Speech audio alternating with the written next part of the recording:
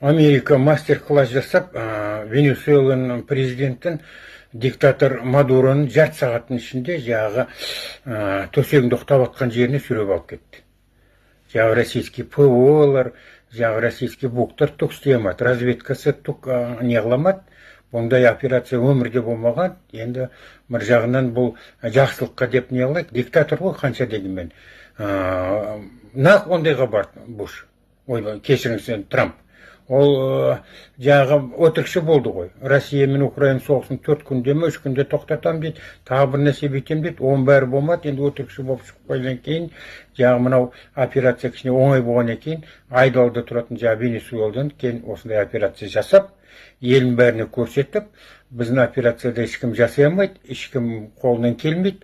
Любойны бұндайды не қыламыз дегенде қылып. Венесуэла. А Венесуэла бүйтіп қарасаңыз, ол біздің Қазақстан сияқты өте бай мемлекет. Халқы Қазақстан сияқты өте нашар тұрады. Мұнайдан ең бірінші орында Венесуэла. Анау диктатор білгенін істеп, халықты қысып, бізде сияқты жағы без злого умысла тек қана өз қубастарын ойлап сөйтіп осындай жасады. Енді мына жердегі жақсы деген несі жақсы? Бір жағынан жағы Америкамен лескен мемлекеттер көріңдер. Оңтүстік Корея қандай, Малайзия, басқалар, олардың бәрі қандай мемлекет болған. Мынау Ресей мен Совет өкіметпен лескен мемлекеттер қалды. Солтүстік Корея, Қазақстан, мынау басқалар, бай мемлекетпіз. Біздің өміріміз қара.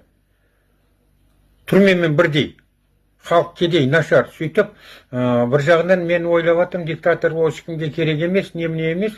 Соны дұрыс болды халқы, енді бір жағынан намыстанып отыр халқы Венесуэла. Қалай ол жарты сағаттың ішінде президент алып кетті. Бір жағынан қуанып отыр, бір жағынан не болатынын білмей, орысша айтқанда замешательство болып отыр. Енді бір жағынан, енді мынау ашық намек берді. Біз мынау қанша не қылдық, Путинмен сөйлестік, бүйттік, адам көп қайтыс болып отыр Россия мен Украина соғысында. Впрочем, на следующую цель намекнул сам Трамп в комментарии к каналу Fox News. По его словам, что-то нужно будет делать.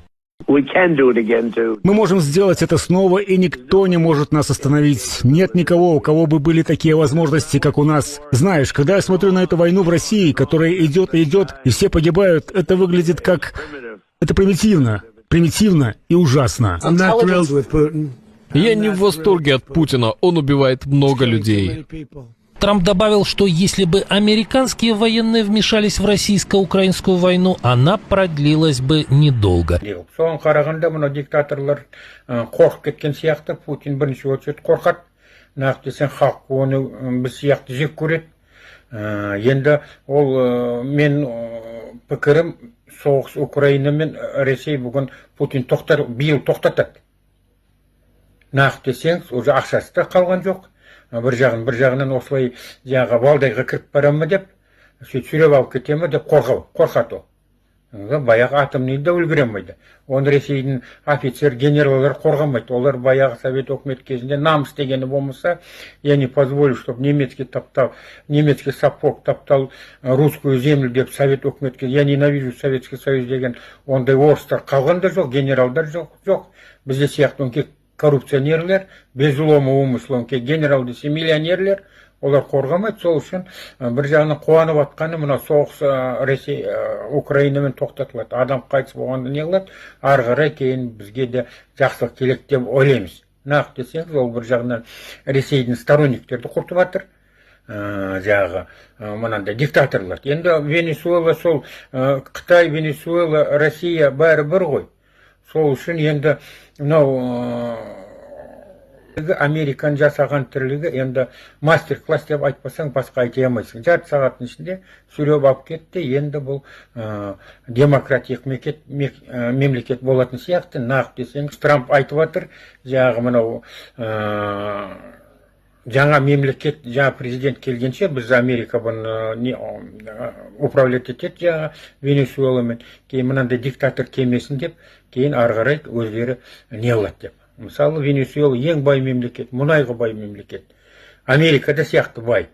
Сол үшін жағы Венесуэла халқына бір жағы мен пікірім бойынша қуану керек. Бізге де бәрімізге де ол жақсы диктатор ешкімге керек емес, диктатордың өмірін көріп жатсыздар ғой.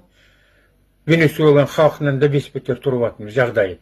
Бай мемлекет, онки рэкет, коррупция, казнократство ашык. Без злого умысла бір күні адам өлтіруге болот десе да, онда да сондай болуп кетет деп ойлаймын мен пікірім. Сол үшін бұл жақсы жаңалық деп ойлайды. Әр уақытта айтатын ек, Алла тағала жағы сыйлық жасады деп. Бізге де сыйлық жасады ғой, егемендік аты бар әйтеуір. Бірақ сонда да енді бұл әр нәрсе табанасына күтпеген нәрсе болды.